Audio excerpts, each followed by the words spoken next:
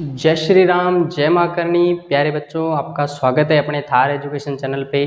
तो आज अपन क्लास लेके आए हैं क्लास 10th के लिए हार्मोन संबंधित। जी हाँ बच्चों, छोटे छोटे टॉपिक ऐसे कवर कराऊंगा आपको कि चुटकियों में याद हो जाएंगे। तो आज की जो अपनी क्लास रहने वाली है लगभग 8 से 10 मिनट की, इसमें आपको जितने भी मानव हार्मोन हैं, यानी अपना जो चैप्टर है नियंत्रण एवं समन्वय, उसमें एक टॉपिक लेके आया हूँ बहुत इंपॉर्टेंट, आपके अर्धवार्षिक पेपर में जरूर दिखेगा यहाँ से, जिसका नाम है मानव हार्मोन। नेक्स्ट वीडियो जो लेके आऊँगा उसमें होंगे प्लांट्स हार्मोन यानी पादप हार्मोन। तो ये जो जितने हार्मोन आपको दिख रहे हैं उन सारे हार्मोन्स के मैं आपको ग्रंथि बताऊंगा, शरीर में कहाँ पाए जाते हैं वो बताऊंगा, और इसके क्या क्या कार्य है वो बताऊंगा, और वो भी बहुत एकदम मजेदार वीडियो के साथ। तो आप चैनल पे बने रहिए, वीडियो को सब्सक्राइब, लाइक और शेयर कीजिए, और अपने दोस्तों को बताइए कि किस तरीके से पढ़ाई होती है।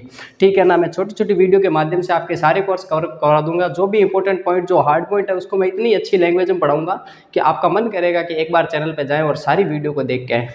तो फिर से अपन शुरुआत करते हैं क्लास 10th के लिए। तो मानव हार्मोन के अंदर अपन ये देखेंगे सबसे पहले अपन हार्मोन्स देखने वाले हैं, फिर वो कौन सी ग्रंथि से निकलने वाले हैं और उनके क्या क्या कार्य है। ठीक है, आप वीडियो को कंटिन्यू देखना, स्किप मत करना। 1 मिनट में कुछ नहीं समझ में आने वाला है, कम से कम 8-10 मिनट देखोगे। अगर आपके पढ़ाई के लिए 8-10 मिनट भी नहीं है ना बेटा, तो बहुत अपने आप को दुविधा में डाल रहे हो। ठीक है ना, बूंद बूंद से घड़ा भरने वाला है। तो 8-10 मिनट वीडियो पे बने रहे। तो सबसे पहले अपन जो बात करते हैं नंबर 1, वो है अपना थायरोक्सिन हार्मोन। थायरोक्सिन हार्मोन है, ये बहुत बार एग्जाम में पूछा गया है, अर्धवार्षिक में आपको दिखने वाला है। तो ये जो पाया जाता है वो अपने थायराइड ग्रंथि में पाया जाता है। थायराइड ग्रंथि यानी ये गले के अंदर होती है, इधर जो ये ग्रसनी वगैरह होती है, इससे ऊपर जो हमारे एपिग्लोटिस होते हैं, जो कंठमणि, इसके आसपास थायराइड ग्रंथि होती है, जिसके अंदर ये थायरोक्सिन हार्मोन पाया जाता है। तो इसका जो कार्य होता है वो होता है उपापचय को नियंत्रण करना, उपापचयी कार्यों का नियंत्रण। अगर आप समझ में नहीं आ रहा है तो सीधी सी बात मैं ये बताऊं आपको कि हमारा जो खाने में जो आयोडीन होता है, आयोडीन की कमी से जो हमें गलखंड या गेंगा या गोइटर जैसा रोग होता है, जिसमें अपना गला फूल जाता है, फिर अपन डॉक्टर के पास जाते हैं और अपन डॉक्टर अपने को क्या है थायरोक्सिन वगैरह की गोलियां देते हैं, जिससे अपने को आराम मिल जाता है। तो ये क्या है कि हमारे शरीर में जो नमक है, जो आयोडीन है, उसकी कमी को बरकरार रखता है और उसकी जो मात्रा है उसको नियंत्रित करता है। तो आयोडीन की मात्रा को कौन नियंत्रित करता है? थायरोक्सिन हार्मोन काम करता है। और ये हमारे जो भी उपपच्य यानी पचने वाले खाने से संबंधित जो भी काम है उन सबको क्या करता है? नियंत्रित करता है।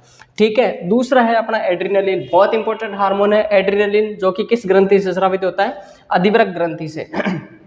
ठीक है, अधिवृक्क यानी वृक्क, वृक्क यानी किडनी, किडनी के आसपास यानी रीढ़ की हड्डी के आसपास ये क्या है? अधिवृक्क ग्रंथि होती है, और उस ग्रंथि से कौन सा हार्मोन निकलता है? एड्रिनलिन हार्मोन निकलता है। इसका बहुत खतरनाक उपयोग है। ये एक तरीके का समझ लो आपातकालीन हार्मोन है।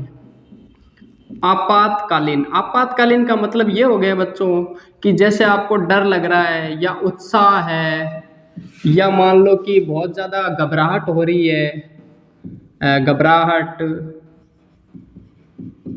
बेचैनी, है ना।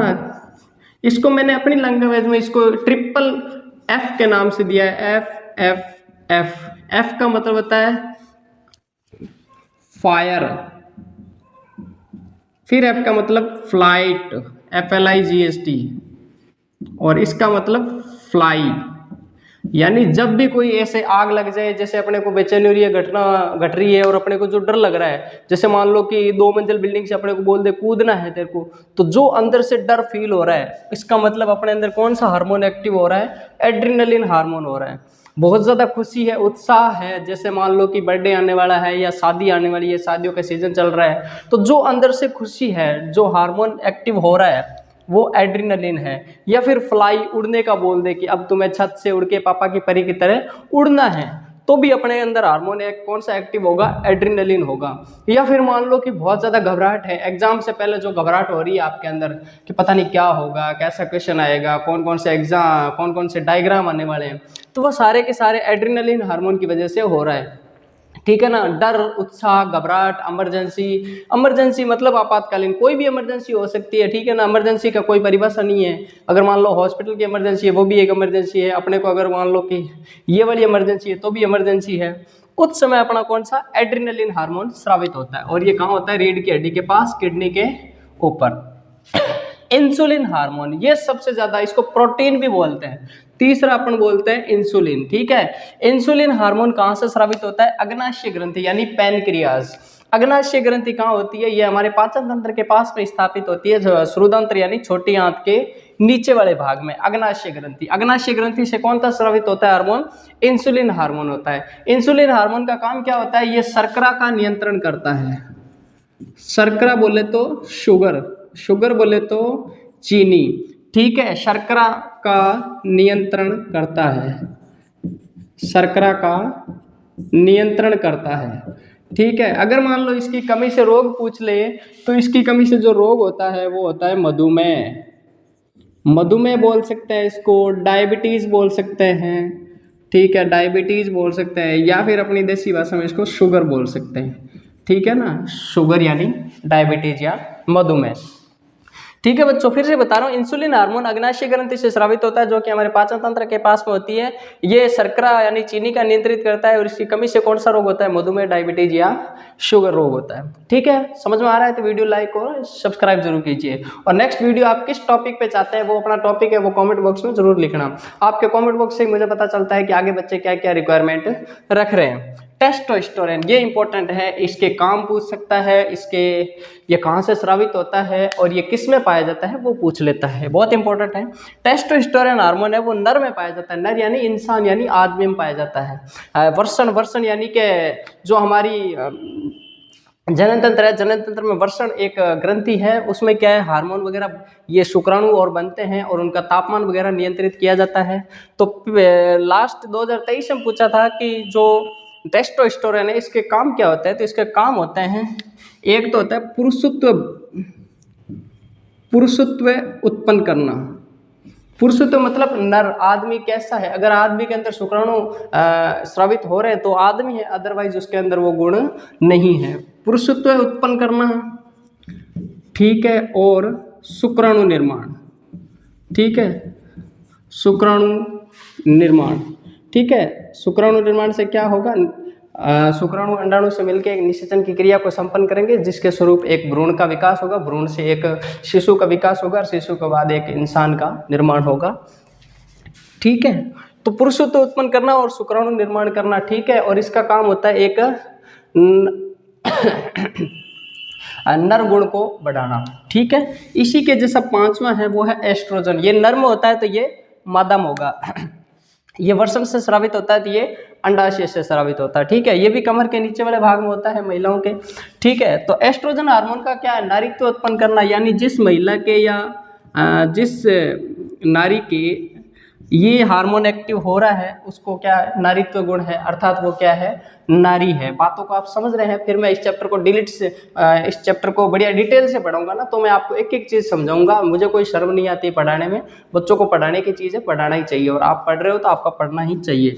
नारीत्व उत्पन्न करना, ठीक है, नारीत्व उत्पन्न करना, और इसके साथ साथ हो जाएगा अंडाणु का निर्माण करना, अंडाणु निर्माण, ठीक है। अगर आपसे क्वेश्चन पूछ ले कि मानव शरीर की सबसे छोटी कोशिका कौन सी है, तो वो शुक्राणु हो जाएगी। और मानव शरीर की सबसे बड़ी कोशिका पूछ ले तो वो हो जाएगी अंडाणु, और ठीक है। और मानव शरीर की सबसे लंबी कोशिका पूछ ले तो वो हो जाएगी न्यूरॉन, ठीक है। नेफ्रॉन की क्रियात्मक इकाई, नेफ्रॉन तो बता ही दिया मैंने आपको, ठीक है। मानव शरीर की सबसे छोटी हड्डी कौन सी है वो मुझे आप कमेंट बॉक्स में जरूर बताओगे, ठीक है। और सबसे बड़ी हड्डी कौन सी है वो भी कमेंट बॉक्स में जरूर बताओगे, ठीक है। छठा और लास्ट, उससे बताने से पहले वीडियो को शेयर जरूर करो अपने दोस्तों में। वर्दी हार्मोन, वर्दी हार्मोन को पीयूष ग्रंथि से स्रावित होता है, और ये मस्तिष्क में मटर के दाने के समान ग्रंथि होती है, उसके अंदर ये वर्दी हार्मोन स्रावित होता है। इसको मास्टर हार्मोन भी बोलते हैं, या मास्टर ग्लैंड बोलते हैं, या मास्टर ग्रंथि बोलते हैं। इसका अन्य नाम क्या हो जाएगा? मास्टर ग्रंथि। मास्टर ग्रंथि क्यों है? क्योंकि ये अन्य ग्रंथियों या अन्य हार्मोन पे क्या है? नियंत्रण रखती है, तो इसका नाम मास्टर ग्रंथि है। अगर आप पेपर में आ जाए तो आपको घबराने की बिल्कुल आवश्यकता नहीं है कि मास्टर ग्रंथि किसे कहते हैं। पीयूष ग्रंथि है, उसी को मास्टर ग्रंथि कहते हैं। उससे जो हार्मोन स्रावित होता है वो होता है वर्दी हार्मोन। वर्दी हार्मोन का काम क्या होता है बच्चों? हमारे विकास पर नियंत्रण होता है, ठीक है, विकास पर नियंत्रण, ठीक है ना। नियंत्रण कैसे, अगर देसी भाषा में समझूं तो मान लो कि जो बच्चा हाइट में लंबा हो गया, इसका मतलब क्या है? उसके अंदर हार्मोन ये ज्यादा एक्टिव हो गया। और जो बच्चा बोना पैदा हुआ है, ठीक है, उसमें अंदर हार्मोन ये कम पैदावार। अगर क्वेश्चन आया हुआ है, फिर से मैं बता रहा हूँ कि अगर मान लो बोनेपन का मुख्य कारण क्या है, तो बोनेपन का मुख्य कारण है वो है वृद्धि हार्मोन, ठीक है। और लंबेपन का भी मुख्य कारण क्या है, वो है वृद्धि हार्मोन है। वृद्धि हार्मोन कहाँ से स्रावित होता है, पीयूष ग्रंथि से स्रावित होता है। पीयूष ग्रंथि कहाँ स्थापित होती है, मानव मस्तिष्क में किस साइज में, मटर के दाने समान। इसको मास्टर ग्रंथि बोलते हैं। मास्टर ग्रंथि क्यों बोलते हैं, क्योंकि ये अन्य ग्रंथियों पर नियंत्रित करती है, विकास पर नियंत्रित करती है, ठीक है ना। पीयूष ग्रंथि को ही मास्टर ग्रंथि बोलते हैं। तो आज की जो क्लास है कैसी लगी, आप लाइक में करके जरूर बताओगे, कमेंट में अपना जो नेक्स्ट टॉपिक है उसको जरूर बताओगे। तो आज के लिए इतना ही। जय श्री राम, जय मां करणी।